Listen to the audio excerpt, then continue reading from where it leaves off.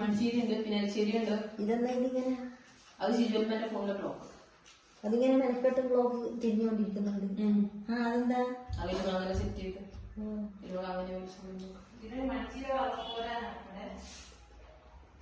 മണിച്ചിര